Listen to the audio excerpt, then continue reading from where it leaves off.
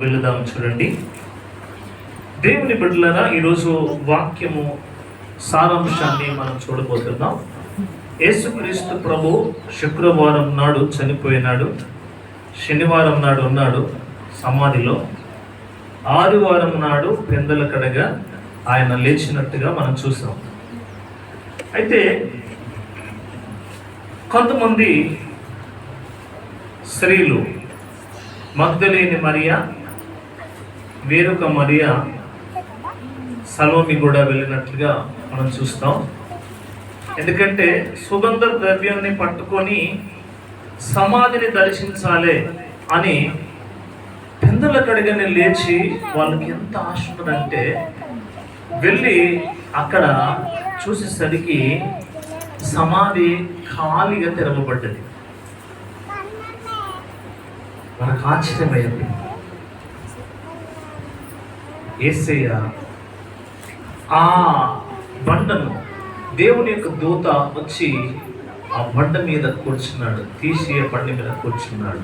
పోయిటారు వాళ్ళు వెతుకుతున్నారు, ఎక్కడ సమాధి, ఖాళీ సమాధిగా మార్చబడ్డది, ఏం చేయాలి అని వాళ్ళకు ఆలోచన రేకెత్తి పుట్టుకొచ్చిందనమాట. అసలు ఎవరెత్తకపోయినారు అని వాళ్ళిద్దరూ అనుకుంటుండగా అక్కడ చెబుతాడు. చూడండి, వాక్యాన్ని మనం చూసినట్లయితే పరిశుద్ధ గ్రంథం నుండి మత్తయి సువార్త 28వ అధ్యాయంలో అక్కడ శ్రేష్టమైన మాటలు మనకు కనబడుతూ ఉంటాయి. ఇక్కడ ఏమన్నాడంటే, విశ్రాంతి దినము గడిచి మొదటి వచనం, విశ్రాంతి దినము గడిచిపోయిన తరువాత ఆదివారమున తెల్లవారుచుండగా మగ్దలేని మరియయు వేరొక మరియయు సమాధిని చూడవచ్చిరి. చూడండి, వాళ్ళు ఏం చేసినారంటే సమాధిని చూడడానికి వెళ్ళారు. సమాధిని దర్శించి సమాధిని ఇదిగో చాలా సుగంధ ద్రవ్యములతో దాన్ని చాలా వాసనతో నింపాలి అనే ఉదయకాలము పెద్దల కడగని లేచి వారు వెళ్ళి మరి చూసేసరికి అక్కడ సమాధి తెరవబడ్డది. సమాధి మూయబడినటువంటి ఆ సమాధి తెరవబడినది. అయితే ఇక్కడ మనం చూస్తున్నాం 6వ వచనంలో ఏమన్నాడు అంటే, చూడండి, ఆయన ఇక్కడ లేడు, తాను చెప్పినట్టే ఆయన లేచి ఉన్నాడు, రండి ప్రభు పండుకున్న స్థలము చూచి. పండుకున్న వాళ్ళు లేస్తారా లేవరా? అందరూ చెప్పండి, పడుకున్న వారు లేస్తారా లేవరా? ఆ మాట ఏమంటున్నాడు? దేవుని యొక్క దూత ఇదిగో మగ్దలేని మరియా వేరొక మరియతో చెబుతున్నాడు. ఏమని చెబుతున్నాడంటే, ఇక్కడ ఆయన లేడు, ఆయన లేడు, ఇక్కడ లేడు అని చెప్పి ఆ ఆలోచనలోనికి పడ్డారనమాట. ఎక్కడ ఉన్నాడు మరి? ఆయన ఇక్కడ లేడు, ఆయన పండుకున్న స్థలానికి మీరు చూడండి. ఈరోజు ఎందుకు ఈ సమాధి చూడమంటున్నాడు? పడుకున్న స్థలాన్ని చూడండి. ఈరోజు ఒక ప్రశ్న, ప్రపంచానికి ఒక శుభమైనటువంటి మాట ఏమని తెలియజేస్తున్నాడంటే, లోకానికి అందరికీ తెలవాలి, ఇదిగో వచ్చి చూడు, సమాధి తెరవబడింది. సమాధి మూయబడిన, భద్రం చేయబడిన సమాధి అది తెరవబడింది. ఒకరు బలవంతంగా చేసి తీసింది కాదు, అది దేవుని యొక్క దూత అది తెరిచి దాని మీద దేవదూత అక్కడ ఉన్నట్టుగా పరిశుద్ధ గ్రంథంలో మనం చూస్తున్నాం. అంత గొప్ప భద్రంగా చేయబడి సైనికులు ఉన్నారు, అక్కడ కావలి వారు ఉన్నారు. అయినప్పటికీ వాళ్ళు ఉన్నప్పటికీ అది సమాధి తెరవబడ్డదంటే అది నీ శక్తి కాదు, నా శక్తి కాదు, ఎవరి శక్తి కాదు. అది ఎవరి శక్తి? అది దేవుని యొక్క శక్తి.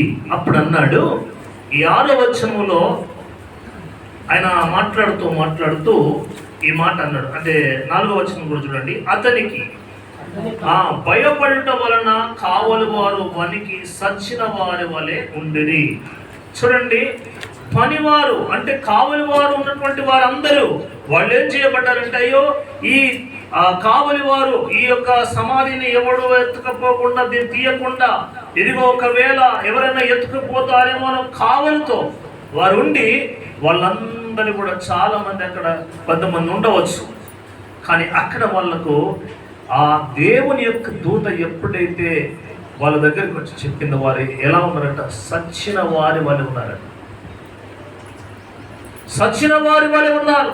అప్పుడు వెంటనే వాళ్ళకు దేవుడు ఎప్పుడైతే ఆయన లేచినాడో, మొట్టమొదటిగా ఇద్దరి స్త్రీలకు కనబడ్డాడు. మొదటిగా మగ్దలేని మరియా, వేరొక మరియ కనబడ్డాడు, సలోమికి కనబడ్డాడు.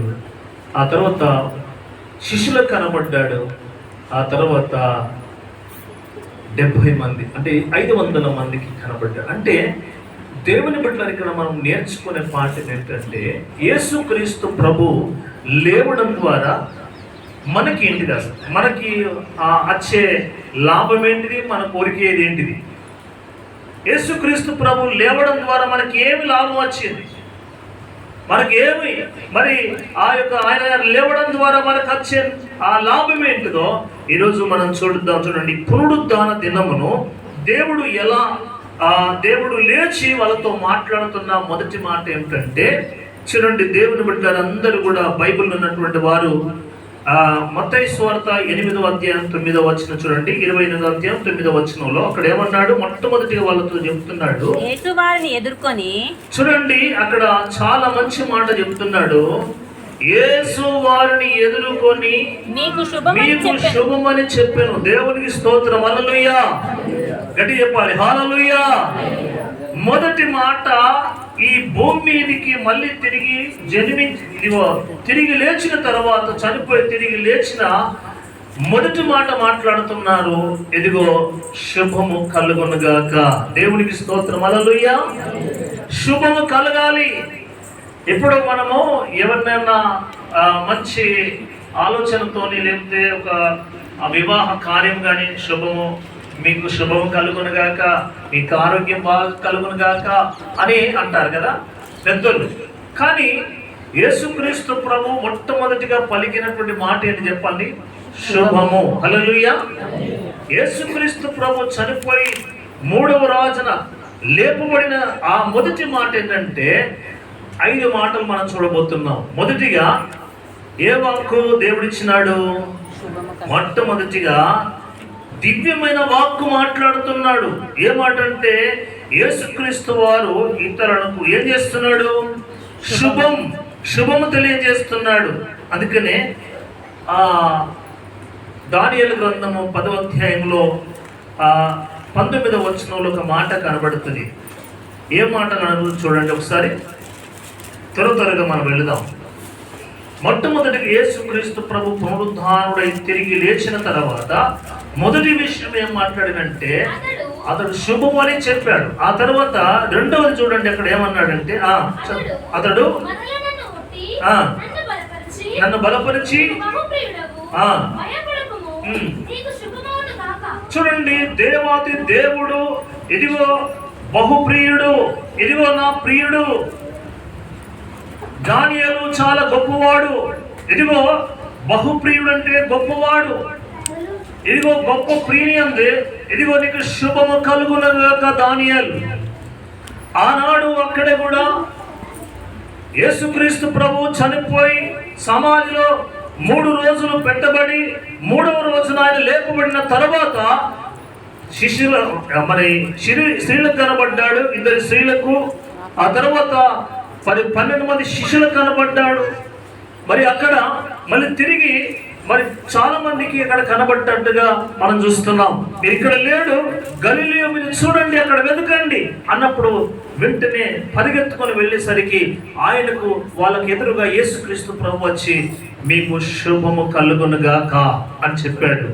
తర్వాత మరి యేసుక్రీస్తు దేవాది దేవుడైనటువంటి గొప్పవాడు, ఇదిగో ఆయన చెప్తున్నాడు ఏంటంటే, దానియేలు విషయంలో దానియేలు నమ్మకస్తుడు, ఇదిగో దేవుని యందు భయభక్తులు కలిగిన వాడు, దేవుని మాటలు, దేవుని ఆజ్ఞలకు లోబడి ఆయన దేవునికి భయపడినటువంటి వాడిగా దానియేలు ఉన్నాడు. విధేయత చూపించిన వాడిగా ఉన్నాడు.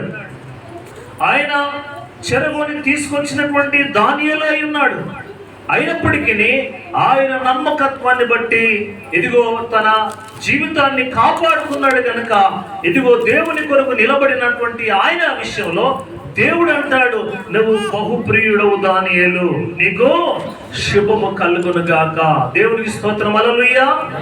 మనం ఎప్పుడైనా ఎవరైనా శుభము కలుగును గాక అంటే మంచి జరుగును గాక అని చెప్పాలి. యేసయ్య అదే చెప్పాడు. రెండో విషయాన్ని ఇక్కడ మనం చూస్తున్నాం. రెండో విషయాన్ని గమనించినట్లయితే మత్తయి సువార్త 10వ అధ్యాయం 29వ అధ్యాయం 10వ వచనం చూడండి. యేసు భయపడకుడి మీరు వెళ్ళి నా సహోదరులు గలిలయకు వెళ్ళుననియు వారక్కడ నన్ను చూతురనియు వారికి తెలుపుడనెను.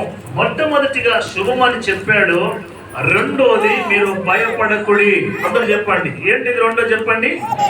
యేసుక్రీస్తు పునరుద్ధానుడై తిరిగి లేచిన తర్వాత రెండో మాట ఏం మాట్లాడండి చెప్పండి.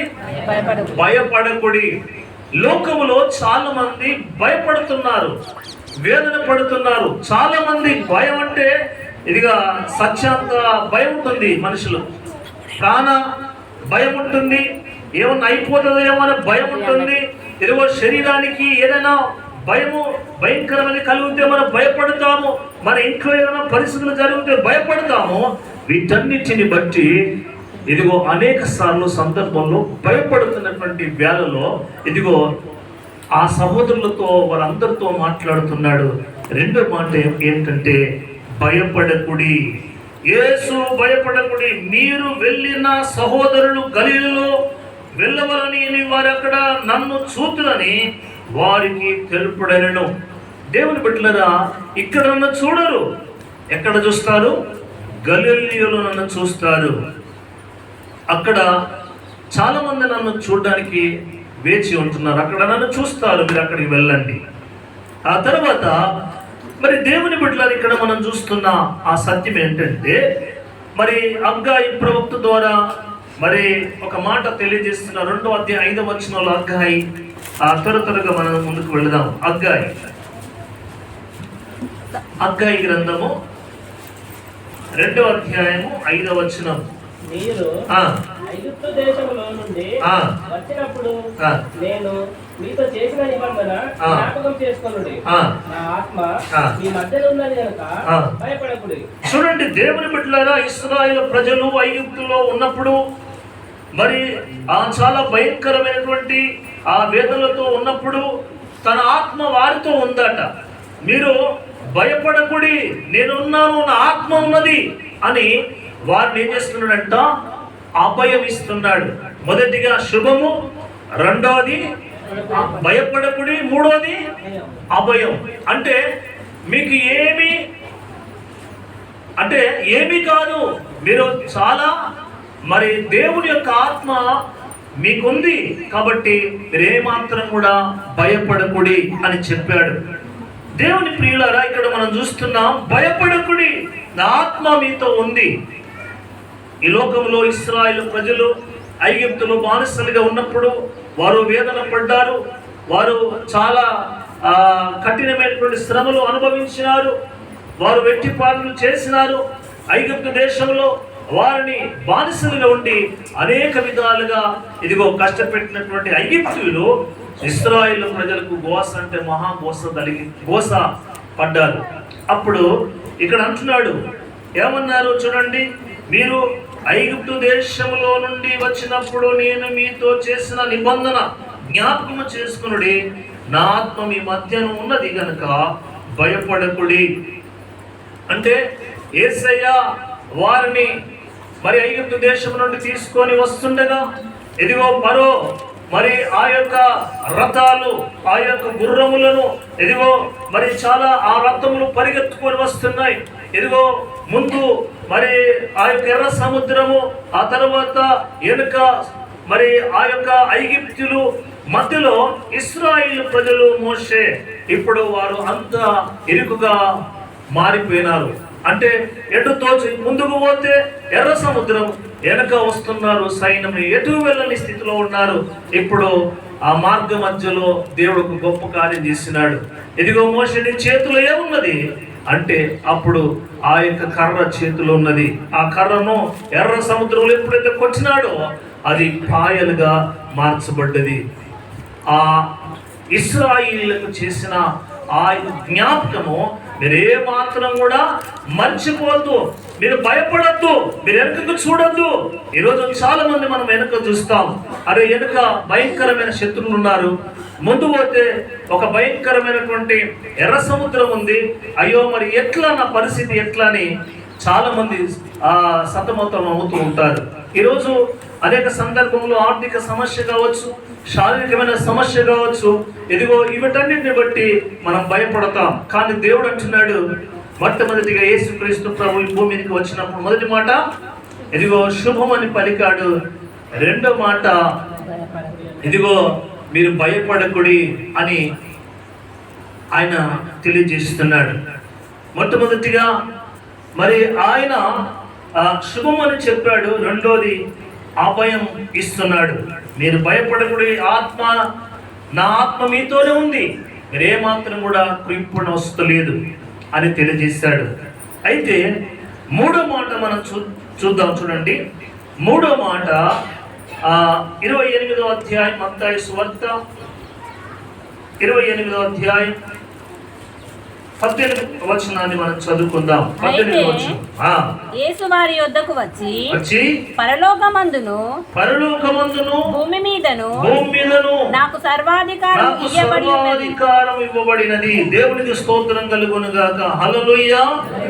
అయితే ఆయన మొట్టమొదటిగా ఆయన విజయవాక్కు పలుకుతున్నాడు. ఏమని పలుకుతున్నాడంటే, నాకు భూమి మీదను ఎక్కడుందట, పరలోకములో నాకు సర్వాధికారం కలిగి ఉన్నది. ఆయన విజయశీలుడు, ఆయన గొప్పవాడు, ఆయన సర్వశక్తిమంతుడు కనుక విజయం సాధించినాడు. లోకానికి అంత వెలుగు రావడానికి, విజయం రావడానికి అప్పుడు చనిపోయినప్పుడు వాళ్ళు అనుకున్నారు, 3 మేకులు పీక్కొని ఆయన దేవుడా, ఆయన దేవుడా అని అన్నటువంటి వారికి ఆయన వారి కళ్ళను తెరవడానికి యేసుక్రీస్తు ప్రభు ఆ విజయం సాధించినట్లుగా మనం చూస్తున్నాం. ఆయన చనిపోయినాడు, సమాధి చేయబడ్డాడు, 3వ రోజున ఆయన సజీవుడై లేచినాడు. అందుకనే వారందరికీ ఆ యొక్క శక్తి ఏంటిదో చూపించినాడు. ఈరోజు లోకానికి అంతటి కూడా అదే, ఇప్పటికి కూడా ప్రశ్నార్థంగానే మారిపోయింది. కాబట్టి ఆయన విజయ వాక్కును పలికాడు. మొదటిగా మరి శుభమని చెప్పాడు, రెండోది భయపడకుడి అని చెప్పాడు, అభయం ఇచ్చినాడు. మూడోది ఏంటంటే విజయ వాక్కునిచ్చి ఆయనను బలపరిచినట్టుగా ఇదిగో నాకు సర్వాధికారం కలిగి ఉన్నది అని చెప్పినాడు. ఆ తర్వాత 1 యోహాను 5:4 వచనంలో మనం చూస్తున్నాం. చూడండి అక్కడ ఏమని వ్రాయబడ్డది చూడండి ఒకసారి. 1 యోహాను పత్రిక 5వ అధ్యాయం 4వ వచనం. దేవుని మూలంగా పుట్టిన వారందరూ లోకమును జయించెదరు. లోకమును జయించిన విజయము మన విశ్వాసమే. దేవునికి స్తోత్రం కలుగును గాక. హల్లెలూయా. ఇప్పుడు అదే విషయంలో చెప్తున్నాడు, విజయ వాక్కు అంటే దేవుడు ఇవ్వడానికి కారణం ఏంటంటే నీ విశ్వాసము ద్వారా నువ్వు జీవిస్తావు, విశ్వాసం ద్వారా నువ్వు లోకాన్ని జయిస్తావు. విశ్వాసం విశ్వాసం విశ్వాసం. చూడండి, దేవుని బిడ్డ విశ్వాసం ద్వారా లోకాన్ని కూడా జయించడానికి శక్తి దేవుడు మనకు అనుగ్రహించినాడు. విశ్వాసం ద్వారా లోకాన్నే జయించినట్లుగా, విజయం సాధించినట్లుగా మనం చూస్తూ ఉన్నాం. మరి ఈరోజు దేవుని బిడ్డలుగా మనము కూడా అనేక సందర్భంలో ఎట్లా విజయం సాధించగలుగుతాం, ఎలా దాన్ని ప్లాన్ చేస్తాం. విజయం సాధించాలంటే మనం ఏం చేయాలి? చాలా మంది సైన్యాన్ని ఏర్పాటు చేయాలన్నా, సైన్యానికి ఇంకా ఏమన్నా ఆయుధాలు ఇవ్వాలన్నా, మనం జయించాలంటే. ఒకసారి అలెగ్జాండర్ గారు ఏమన్నాడో తెలుసా? ఆయన ఒకటే మాట చెప్పినాడు, లోకములో ఉన్నటువంటి ప్రతి దేశాన్ని, ఇదిగో ప్రపంచాన్ని ఆయన జయించినాడు. ఈ నీళ్లు కూడా, సముద్రము కూడా ఒకవేళ మనుషులైతే వీళ్ళను కూడా నేను జయించేవాడిని అని అన్నాడు. కానీ చివరిగా చనిపోతే ఏమన్నాడు తెలుసా? నా శరీరాన్ని డాక్టర్లు మోయాలి. ఎవరు మోయద్దు, డాక్టరే మోయాలి. ఎందుకంటే ఈ యొక్క మరణం అనేది ఎవరి చేతిలో ఉన్నది? దేవుని వశంలో ఉన్నది. మానవుడు దీన్ని ఏమాత్రముడు ఎన్ని ప్రయత్నాలు చేసినా ఈ మరణాన్ని ఆపలేరు. ఒకరోజు ఆయన ఆ సమాధి పెట్టె చేయించి, నా 2 చేతుల్లో బయటికి పెట్టండి, నన్ను ఎత్తుకొని ఆ యొక్క పెట్టెలో పెట్టుకొని వెళ్ళండి. అందరు చూస్తే అంటే డాక్టర్లు ఎందుకు మొయ్యాలని అన్నాడనంటే, ఇదిగో డాక్టర్లు కూడా ఈ మరణము ఆపే శక్తి వాళ్ళ దగ్గర లేదు అని నిరూపించడానికి. అలెగ్జాండర్ ఆయన ఎన్నో రాజ్యాలను జయించినాడు, చివరికి మరణాన్ని జయించలేకపోయినాడు. దేవుని బిడ్డ, ఈరోజు మన జీవితంలో విజయం సాధించాలంటే అక్కడ ఆయన తెలియజేస్తున్నాడు. ఈరోజు మనం అందరం కూడా దేవుని బిడ్డలారా, మరి అన్ని జయిస్తాము కానీ మరణాన్ని ఎవరు కూడా జయించలేదు. మరణమును మరి ఆ యొక్క ముళ్ళును విరిచినటువంటి ఆ దేవాది దేవుడైనటువంటి యేసు క్రీస్తు ప్రభు ఆయన ఏమని తెలియజేస్తాడంటే, చూడండి అక్కడ ఒక మాట మాట్లాడుతున్నాడు. చూడండి, రండి. మొదటి కొరింథీ పత్రిక అపోస్తలుడైన పౌలు గారు మొదటి కొరింథీ పత్రిక 15వ అధ్యాయము అక్కడ 54, 55 వచనాన్ని చదువుకుందాం. దయచేసి గట్టిగా చదవండి.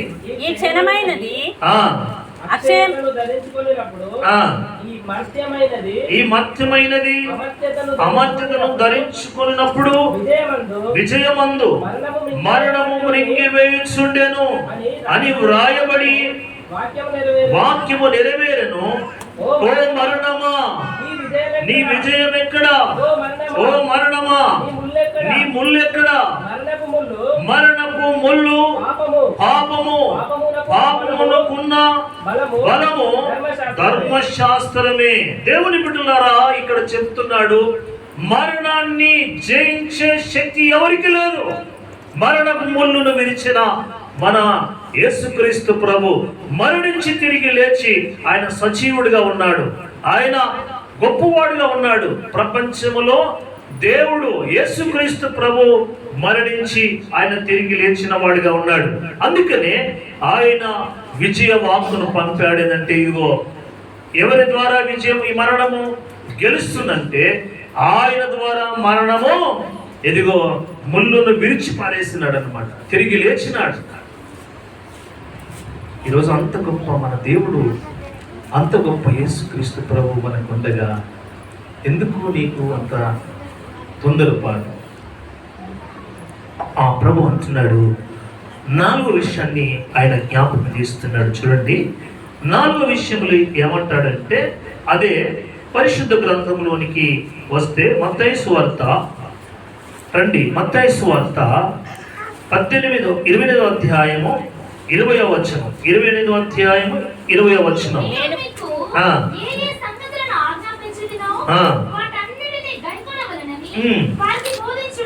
చూడండి, ఇక్కడ దేవుని బిడ్డలారా, ఇక్కడ ఏమన్నాడు అని అంటే, వాగ్దాన వాక్కు దేవుడు మనకు తెలియజేస్తున్నాడు. ఆయన లేచిన తర్వాత మొట్టమొదటిగా మాట్లాడిన మాట ఏంటి చెప్పండి? శుభము కలుగును గాక. రెండోది భయపడకుడి అని అన్నాడు. మూడోది విజయ వాక్కును ఆయన పలికినట్టుగా పరిశుద్ధ గ్రంథంలో మనం చూస్తున్నాం. ఆ తర్వాత 4వ విషయం ఏంటంటే వాగ్దాన వాక్కు ఏంటంటే, చూడండి ఆ వాగ్దానం యొక్క వాక్యం ఏంటంటే ఈ 20వ వచనంలో అంటాడు, నేను మీకు ఏ సంగతులను ఆజ్ఞాపించితునో వాటన్నిటిని గైకొనవాడని వారికి బోధించుడి. ఇదిగో మరి యుగ సమాప్తి వరకు నేను మీకు తోడుగా ఉంటానన్న ఆ దేవుడు ఈరోజు మనతో మాట్లాడుతున్నాడు. అందుకనే మరి యోహాను 14:18 ఆయన చూస్తున్నాం ఏంటంటే సదాకాలము ఎవరితో ఉన్నాడు చూడండి ఒకసారి. యోహాను సువార్త 14:18 వచనంలో, మిమ్మును అనాథలుగా విడువను, నేను మిమ్మల్ని ఎప్పుడు కూడా అనాథలుగా విడువను, మీ యొద్దకు వత్తును, కొంతకాలమైన తర్వాత లోకము నన్ను మరి ఎన్నడూ చూడదు. చూడండి, నేను ఏం చేస్తాను అన్నాడు, మిమ్మలను అనాథులుగా నేను మిమ్మలను విడువను. దేవునికి స్తోత్రం. గట్టిగా చెప్పండి హల్లెలూయా. అమ్మ గట్టిగా చెప్పండి హల్లెలూయా. సదాకాలము మీకు తోడుగా ఉంటానని, మిమ్మల్ని అనాథలు ఎప్పుడు కూడా విడవనని ఆయన ఎన్నో మాట చెప్పండి. వాక్కునిచ్చి ఆయన చెప్తున్నాడు, మిమ్మల్ని అనాథులుగా ఎప్పుడు కూడా నేను విడవను, సదాకాలం నీకు తోడుగా ఉంటాను. తర్వాత 5వ మాట మనము ముందుకు వెళ్ళిన 5వ మాట చూడండి. లూకా సువార్త 24:50 వచ్చింది చూడండి. లూకా సువార్త 24 ఆయన 24వ అధ్యాయం 50వ వచనం చూడండి. ఆయన బెతనియాకు వారిని తీసుకొని పోయి చేతులెత్తి వారిని ఆశీర్వదించెను. వారిని ఆశీర్వదించుచుండగా ఆయన వారిలో నుండి ప్రత్యేకింపబడి పరలోకమునకు ఆరోహణుడైను. చూడండి దేవుని బిడ్డలారా, ఈ 5వ మాట ఏంటంటే ఆశీర్వాద వాక్. చేతులెచ్చి వారందరినీ కూడా ఆశీర్వదించినాడు. చాలా మంది చేతులెత్తి దుమ్మెత్తిపోతారు కొంతమంది, కానీ యేసయ్య ఏం చేసినాడు తెలుసా? చేతులెత్తి ఏం చేసినాడు? ఆశీర్వదించినాడు. అందరికీ ఆశీర్వాదం రావాలి, అందరికీ దీవెన రావాలి, అందరూ ఇంకా ఎదగాలి, అభివృద్ధి చెందాలి అని దేవుని యొక్క సంకల్పమై ఉన్నది కనుక దేవుని బిడ్డలారా, ఇప్పుడు అదే మాటను తీసుకొస్తూ ఏమన్నాడో ఇప్పుడు మనం చూడండి. అందుకనే ప్రభు సందర్భంలో ఆయన ఎన్నోసార్లు మాటి కూడా మనకు ఆయన తెలియజేశాడు. ఆయన తెలియజేసిన విధానాన్ని మనం చూస్తే అక్కడ ఏమని వ్రాయబడ్డదో ఒక్కసారి పరిశుద్ధ గ్రంథంలో మనం చూస్తున్నాం చూడండి. అక్కడ మొట్టమొదటిగా క్షమించినాడు. పునరుద్ధానుడైనటువంటి దేవుడు మొట్టమొదటిగా క్షమించినాడు. ఎట్లా క్షమించినాడు? ఆయన రావడం ద్వారా మొట్టమొదటి మాట ఏం మాట్లాడాడు చెప్పండి అందరూ, అది చెప్పండి. శుభము. రెండోది అభయం ఇచ్చినాడు. భయపడద్దు మీరు, నేను అభయం ఇస్తున్నాను అని అన్నాడు. మూడోది విజయ వాక్ ఇచ్చాడు. నాలుగోది వాగ్దాన వాక్ ఇచ్చాడు. ఆ తర్వాత 5వది ఆశీర్వాదం వాక్ ఇచ్చాడు. మీరు ఆశీర్వాదకరంగా ఉండాలి. అయితే దేవుని బిడ్డలారా, ఇప్పుడు ఇంత చెప్పినటువంటి దేవుడు ఇప్పుడు అసలు కారణం ఏంటిది? మళ్ళీ తిరిగి వాళ్ళకు చెప్తున్నాడు. ఏమన్నాడంటే ఆ మాట చూడండి ఒక్కసారి. ఎఫెసీ పత్రికలో 2వ అధ్యాయం 1వ వచనంలో ఆయన చెప్పే మాటలో చాలా వింతగా మనకు కనబడతాయి కదా. చూడండి ఒకసారి. ఎఫెసీ పత్రిక 2వ అధ్యాయం 1వ వచనం చూడండి.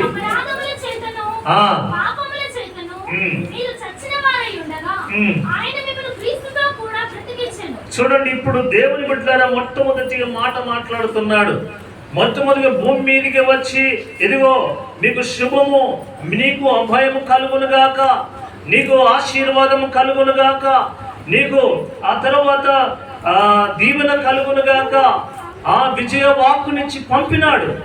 అనేక సందర్భాల్లో ఇదిగో మరి ఎన్నో వాక్కునిచ్చి మరి దేవుని మాట నుండి వచ్చే ప్రతి మాటను మనం విన్నాం. అయితే ఎందుకు వచ్చినాడు అని అంటే 2వ అధ్యాయం 1వ వచనం అంటాడు, మీ అపరాధముల చేతను పాపముల చేత మీరు సచ్చిన వారై ఉండగా ఆయన మిమ్మును క్రీస్తుతో కూడా బ్రతికించెను. ఇప్పుడు బ్రతికించడానికి వచ్చినాడు, నీ క్షమించినాడు, నీ పాపాన్ని, నీ శాపాన్ని క్షమించడానికి వచ్చినాడు. ఇదిగో నువ్వు చచ్చిపోయిన నీవు క్రీస్తుతో కూడా నువ్వు మళ్ళీ తిరిగి బ్రతికింపబడ్డావు. ఆ తర్వాత దేవుని రెండో విషయంలో అంటాడు, అపోస్తల కార్యం 4:10 ఏమన్నాడు చూడండి ఒకసారి. అక్కడ స్వస్థత అంటే బాగు చేయడానికి వచ్చినాడు. మొదటిగా పాపాన్ని క్షమించడానికి భూమి మీదకి వచ్చినాడు, పునరుద్ధానుడుగా లేపబడ్డాడు. ఆ తర్వాత రెండో విషయం ఏమిటంటే మీరందరూ ఇశ్రాయేలు ప్రజలందరూ తెలుసుకోనవలసినది ఏమనగా, మీరు సిలువ వేసినట్టు మృతులలో నుండి దేవుడు లేపినట్టు నజరేయుడైన యేసుక్రీస్తు నామముననే వీడు స్వస్థత పొంది మీ ఎదుట నిలుచున్నాడు. చూడండి, దేవుని బిడ్డలారా, వాళ్ళు సిలువ వేయబడినటువంటి క్రీస్తును, ఇదిగో మీరు ఆయన ద్వారా మీరు లేపబడ్డారు, మీకు స్వస్థత జరిగింది, మీరు బాధపడ్డారు, అరోగమంతా పోయింది అని రెండవ మాట్లాడుతున్నాడు. అయితే మూడవ మాట మాట్లాడుతున్నాడు. ఏంటంటే ఆయన చెప్తున్నాడు, యోహాను 11:25 అంటాడు, ఆయన నిత్య జీవం ఇవ్వడానికి భూమి మీదకి పునరుద్ధానుడుగా లేపబడ్డాడండి. అందుకే నేనే, అందుకు యేసు పునరుత్థానము నేనే, జీవము నేనే, నా యందు విశ్వాసం ఉంచిన వాడు చనిపోయిన బ్రతుకును, బ్రతికి నా యందు విశ్వాసం ఉంచిన వాడు ఎన్నడికి చావు. అంటే దాన్ని ఏంటంటే నిత్య జీవం ఇవ్వడానికి ఈ భూమి మీదకి పునరుత్థానుడుగా లేపబడ్డాడు. ఆ తర్వాత నాలుగో విషయంలో ఏమన్నాడంటే, ఇప్పుడు 8వ అధ్యాయం రోమపత్రిక 34 ఏమన్నాడంటే చూడండి, అక్కడ ఏమన్నాడు,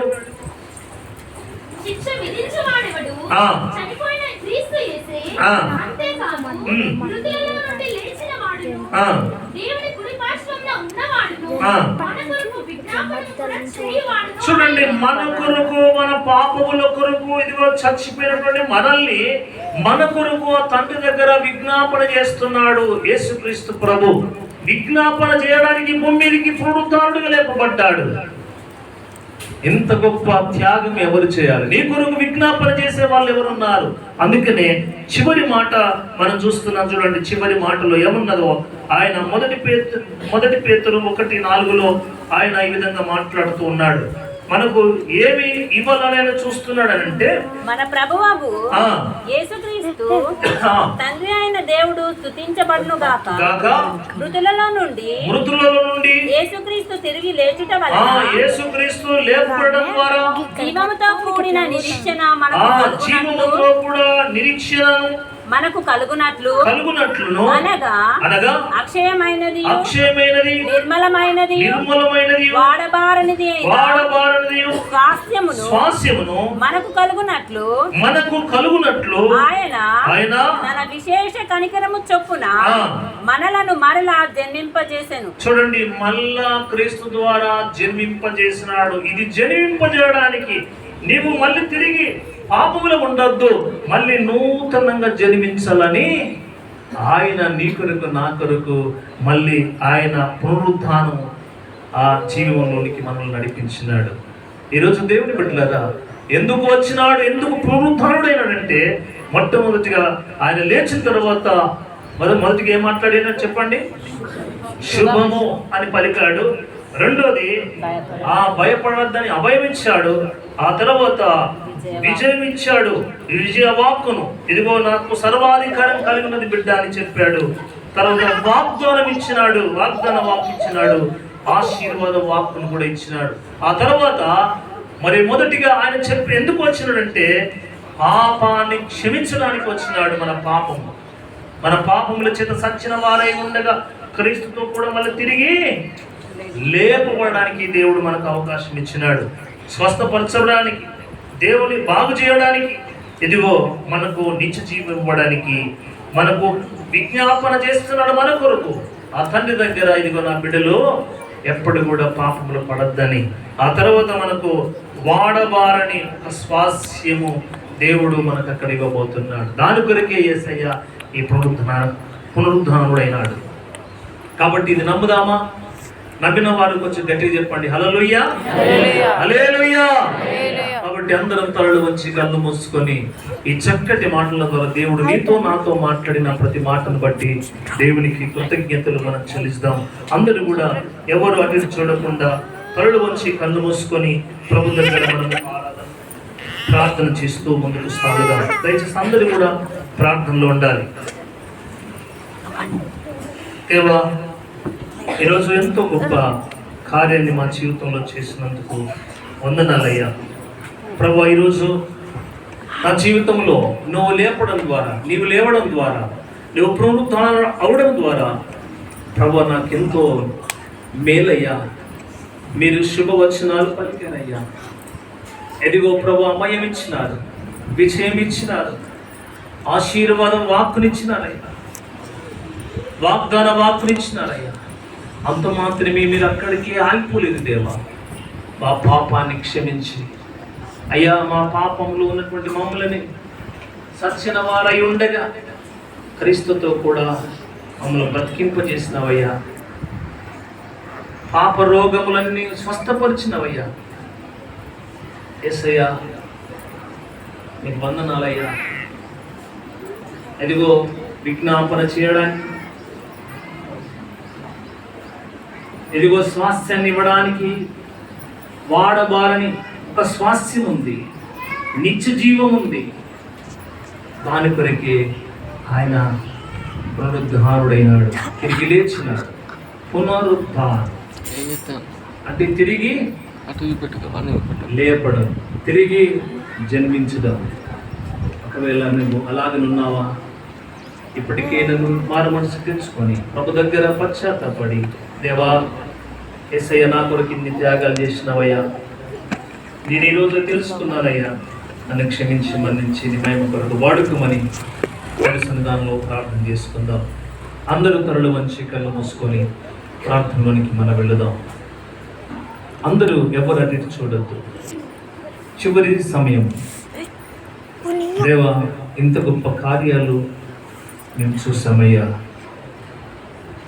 పడుకున్నటువంటి నిద్రిస్తున్న వారిని చూడండి ఒకసారి. సమాధి తెరవబడ్డది. భద్రం చేయబడినటువంటి సమాధి ఎలా తెరవబడింది? చూడు, లోకానికి వచ్చి చూడు, యేసయ్య ఆయన తిరిగి లేచినాడని లోకానికి అందరికీ తెలవాలి. సమాధి తెరవబడ్డదంటే వచ్చి చూడండి, సమాధి ఖాళీగా ఉంది. ఆయన లేచి ఉన్నాడు, తిరిగి లేపబడ్డాడు. ఆయన పునరుద్ధానుడై తిరిగి లేపబడ్డా ఆ సజీవం కలిగిన దేవుడే. బిడ్డ, మీకు శుభము కలుగును కాక. భయపడకుడి, అభయం ఇచ్చింది దేవుడు.